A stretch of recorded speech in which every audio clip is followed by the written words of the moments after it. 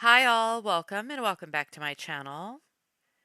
If you haven't been able to keep up with the case of Rachel Morin, the mother of 5 from Maryland, who was brutally attacked and unalived in 2023, then I have an update to share with you.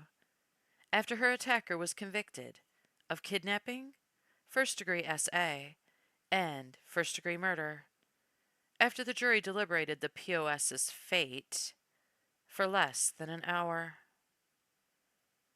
Rachel was reported missing after going out for a morning run on August 5th of 2023 when she never returned home.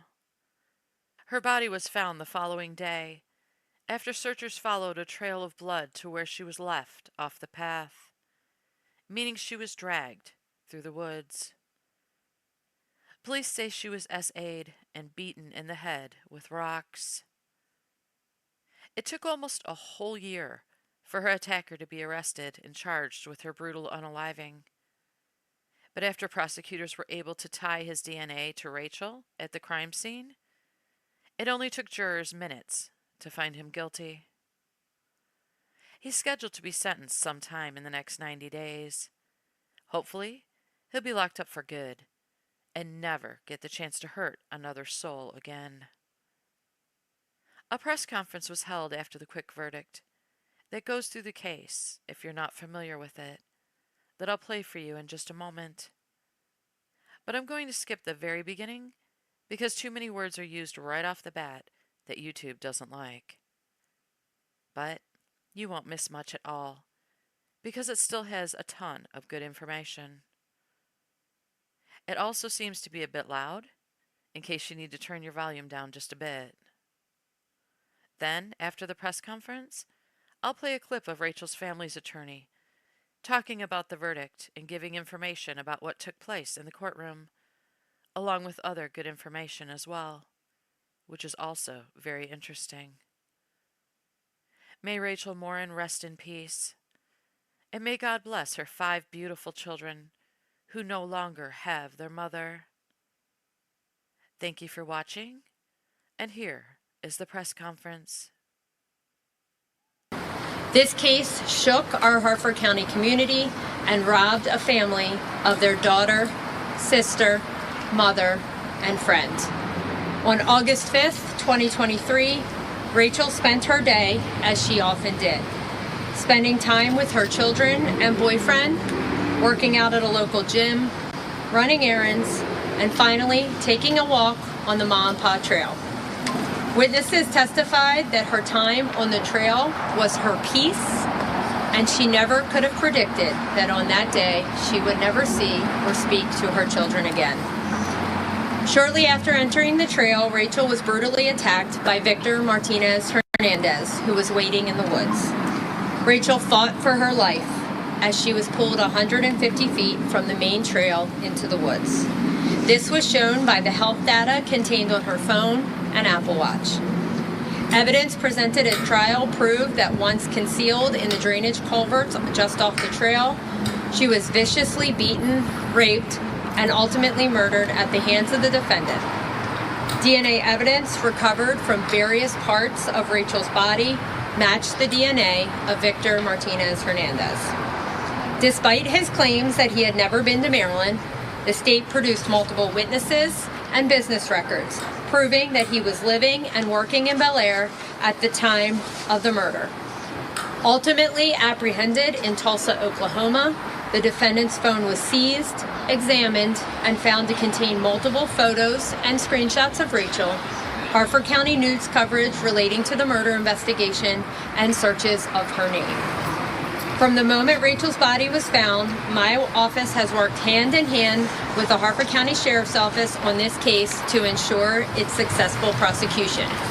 The incredible efforts of the Harford County Sheriff's Office, including Detective Golden, digital forensics examiners Waltemeyer and Marsh, Detective Wilsinski, Detective Smith, Captain Lean, and Sergeant Maddox should not go unmentioned, as their thorough investigation and tireless determination ultimately led to this defendant's apprehension and convictions.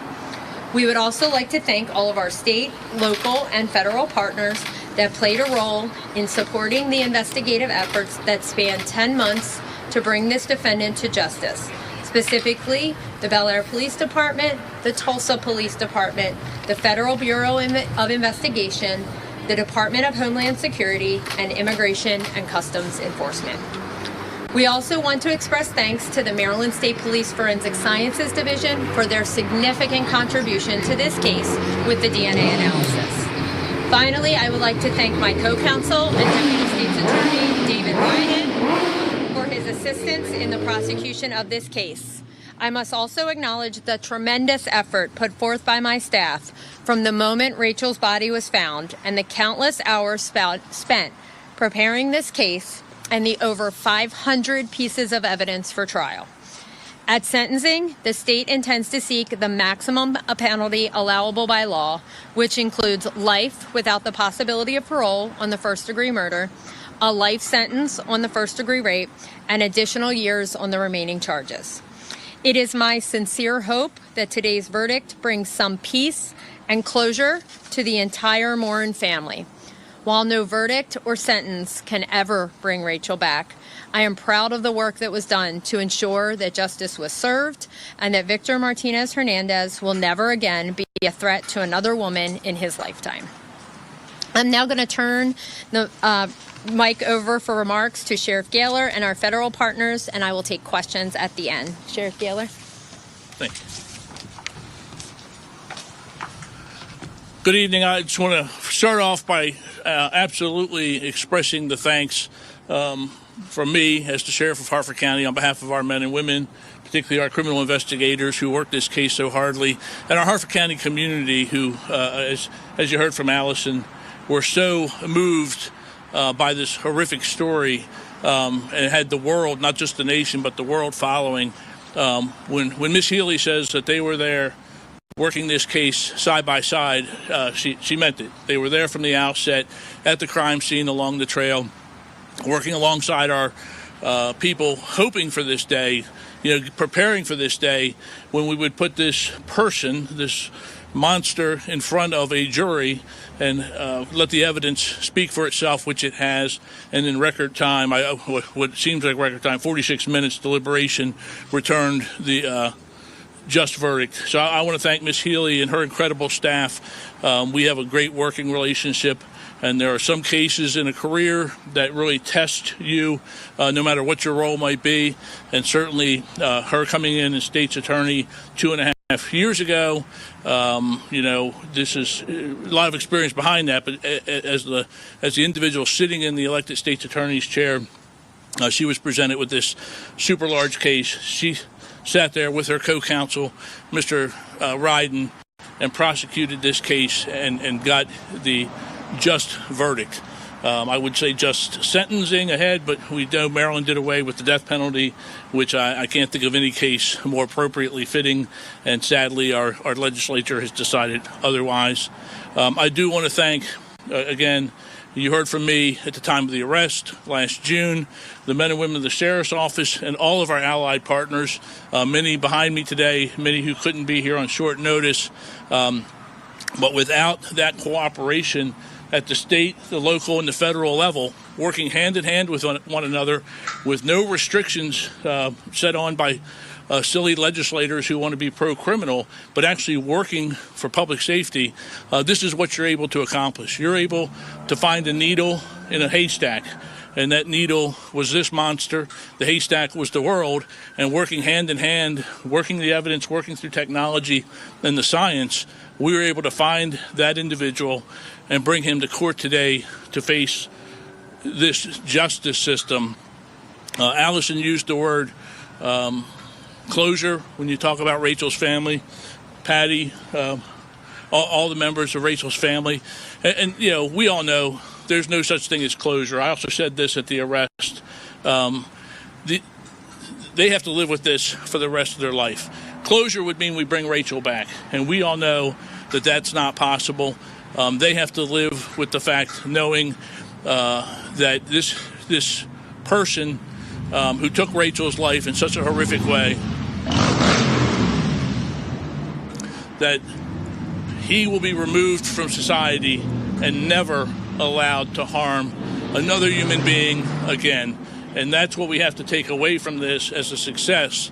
But with the failure in here, and I don't want to, it shouldn't be political, but the failure here again is the immigration system that allowed this person to enter our country illegally and remain in our country and commit crimes in Los Angeles and then here in Harford County.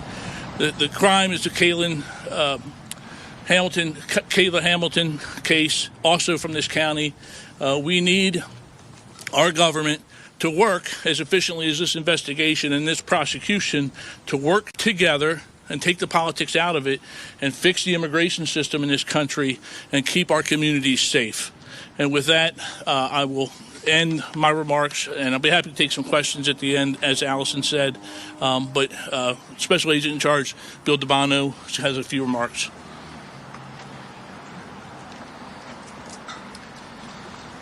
Thank you, Sheriff Gaylor.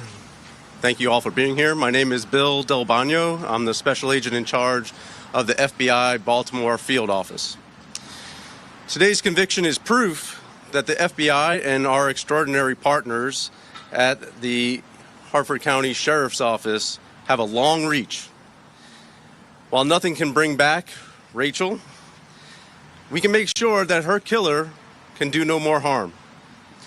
This investigation and today's conviction make it clear to any criminals that if you're thinking you're going to get away with it, you won't. And the FBI and our partners will do everything we can to stop you. We will track you down, and we will make you pay for your crimes. We hope at the FBI that this guilty verdict brings confidence to the community and brings peace to Rachel's family and her loved ones. The FBI remains deeply committed to protecting our communities from violent criminals. Thank you.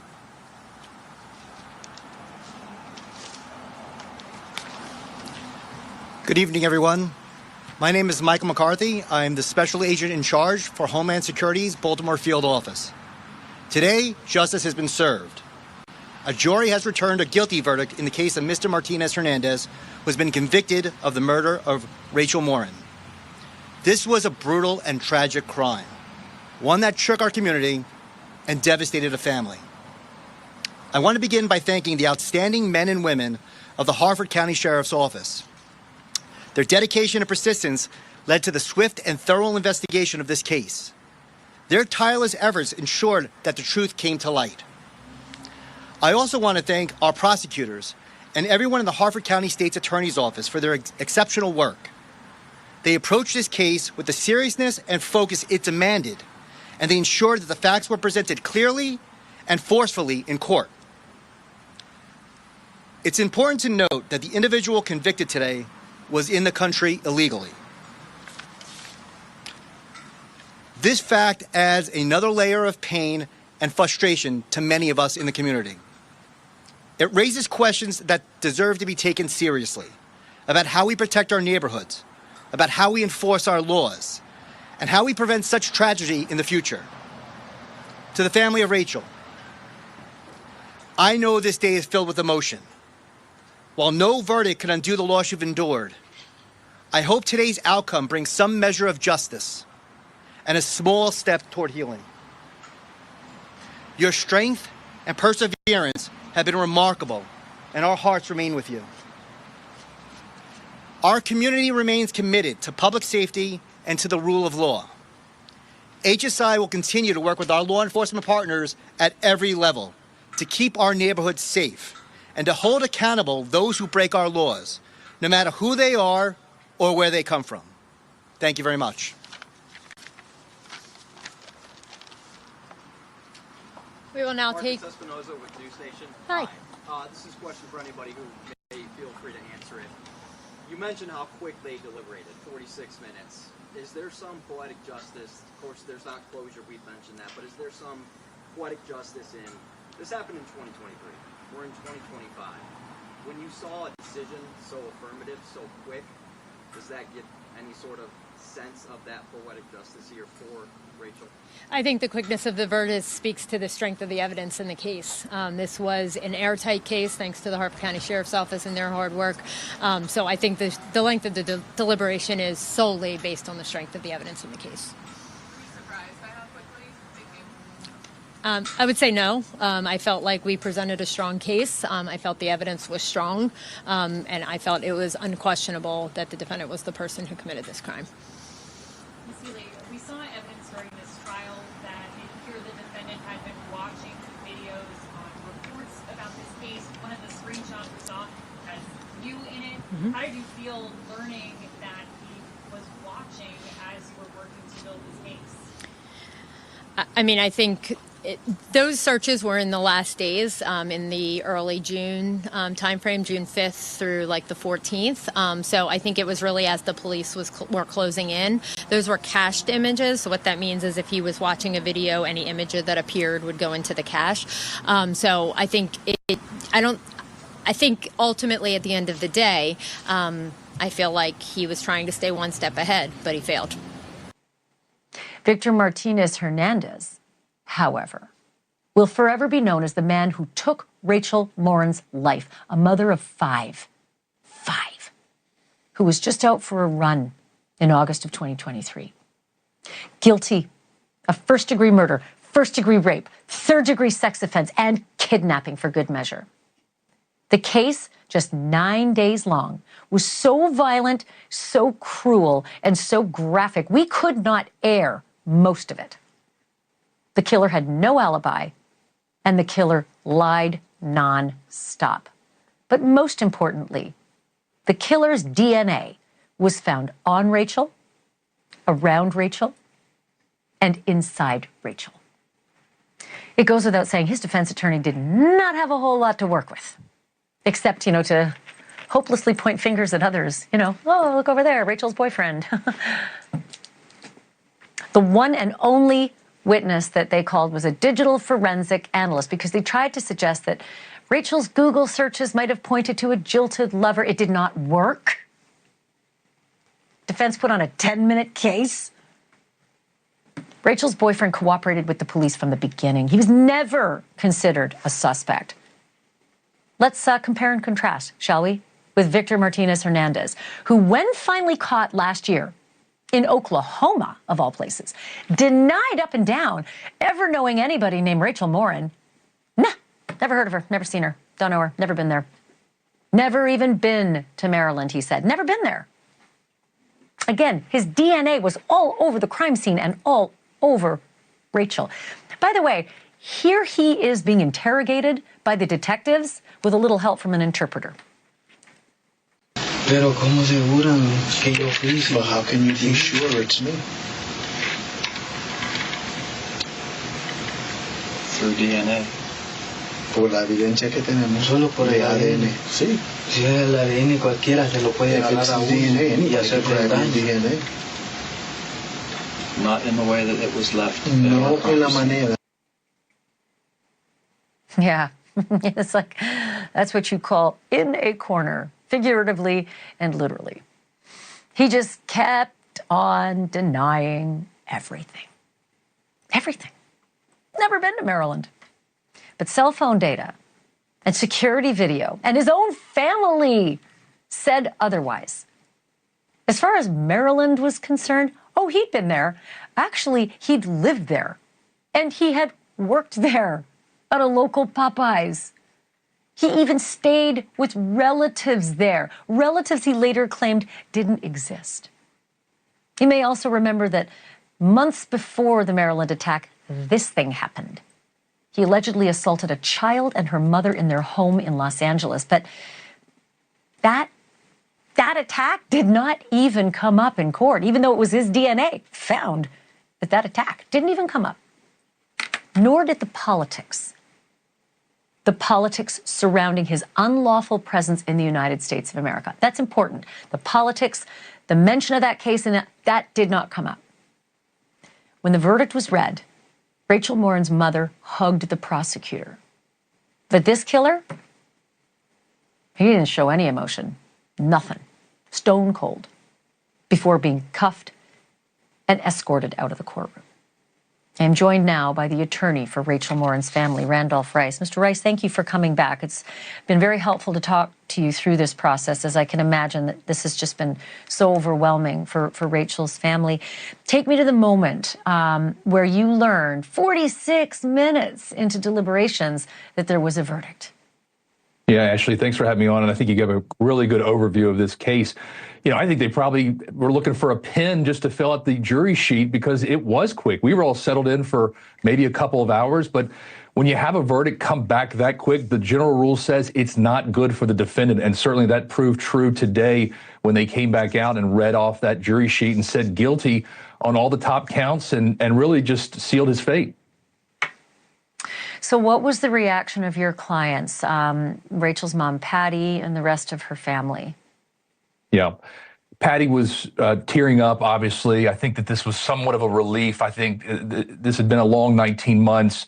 And while certainly this doesn't change the fact that Rachel's still dead and they're, obviously never going to see her again, it is maybe a hurdle they've sort of overcome getting this conviction, now knowing that this man can never hurt another woman like Rachel Morin again.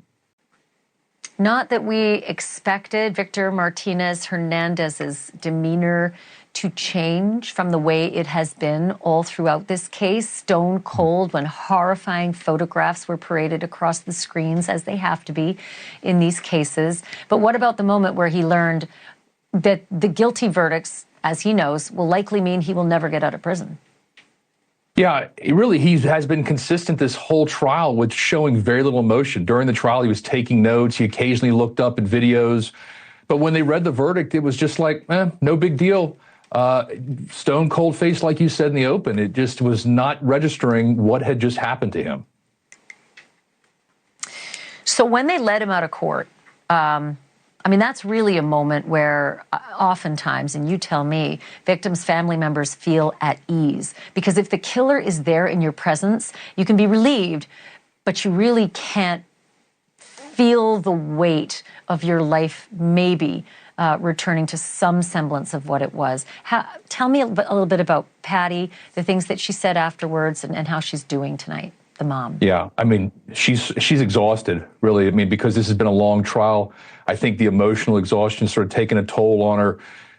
When they handcuffed him, almost in a symbolic way, because they typically lead him in and out of the courtroom without handcuffs. But that moment that the deputies all handcuffed him and then led him out of the courtroom really had an effect on the entire courtroom. And the entire courtroom stuck around. Usually people would leave, but I think everybody actually wanted to see him have those handcuffs placed on him. And then Patty went around and hugged all of the detectives, all the investigators, thanking them. The FBI agents were there, the HSI agent was there, and just thanking them for all the work that they had done in this case.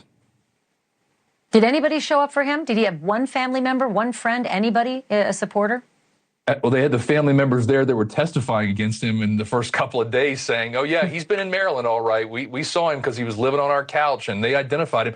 And in fact, one of the male family members was not too happy staring him down, knowing that a rapist and a killer was living in his house with his wife and daughter. I'll bet. And did anyone show up for that verdict? We didn't see anybody from the family there, no. And we understand that the girlfriend and the baby are still in El Salvador, so there's no family here that would. And look, he's burned every bridge, actually. From the testimony is he would just sort of bounce around until the family members got sick of him being there. He wasn't paying for things. He was causing a ruckus, and they just kick him out. Sounds about right.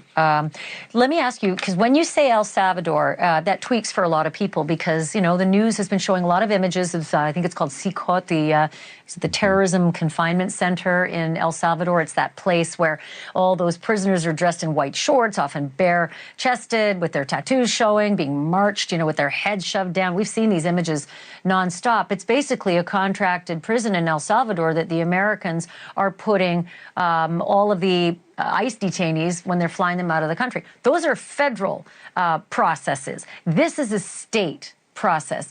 But is there any chance that a guy like Victor Hernandez is going to end up being shipped out of American prisons and into this place? Well, as you mentioned, it's probably a safe bet that he's going to receive life without parole, which means he'll spend the rest of his life in a Maryland Department of Corrections somewhere either on the eastern shore or the western shore of Maryland. I can tell you they're not very nice places to be. So he will probably die in a Maryland Department of Corrections facility. I mean, listen, everything's kind of upside down these days with process. I mean, there's a lot of challenges going on to the Trump administration's efforts, whether you like them or hate them. And I just wondered if it would be possible if the federal government would appeal to the Maryland state government and the penal system to try to extract a guy like that, just to make a show of it, to send him down to where not only listen, Maryland prisons may not be great, but that prison, you don't see the light of day and you're not allowed visitors ever. You know, that's an interesting question. And I've had a lot of people ask me that. Do you think that he could get shipped off? And the answer is you never know. I mean, certainly a possibility that they somehow say, hey, look, we want to get this guy out of here. But there could be that worry that, you know, maybe he gets out of there, he somehow comes across the border and we don't have control over him. If we know he's in a Department of Corrections facility in Maryland, we know that he's not going to be able to hurt anybody like a Rachel Morin again. Well, that makes sense for anybody who's watching thinking, ship him out, send him to the horrible place. You're only as good as the leader of that country in terms of security of that prison. And if there's any falling out between America and El Salvador, who knows what happens to those who America has asked them to guard. So it's a good point to make. Sentencing. Let's talk about sentencing. I don't actually know the date, the plan, what's scheduled, or is anything scheduled yet? Nothing's scheduled yet. The court today ordered what's called a pre-sentence investigation, where they'll go in and just get background information about him. And they also ordered a psychiatric and a sexual evaluation as well. Those reports typically take about 60 to 90 days to be done. So we're guessing that probably somewhere around the 90-day period, sentencing will happen. And that's where the judge will have the opportunity to give him that life without parole. So here's the comment from his team. We are disappointed in the verdict, obviously, which will be reviewed by our team. We will now focus on sentencing and ensuring that Mr. Martinez-Hernandez has a fair process that balances all of the relevant factors. I got about 10 seconds left. What factors might help him here? Anything? They're going to try to find any type of appellate issue, and I'm sure they're going to raise that within 30 days after his sentencing, and then we just have to wait for the appellate courts. Yeah. Hey, Randolph Rice, I really appreciate you guiding us through this process. And please pass on our condolences to Rachel Morin's mom and the rest of her family. I will. Thanks, Ashley.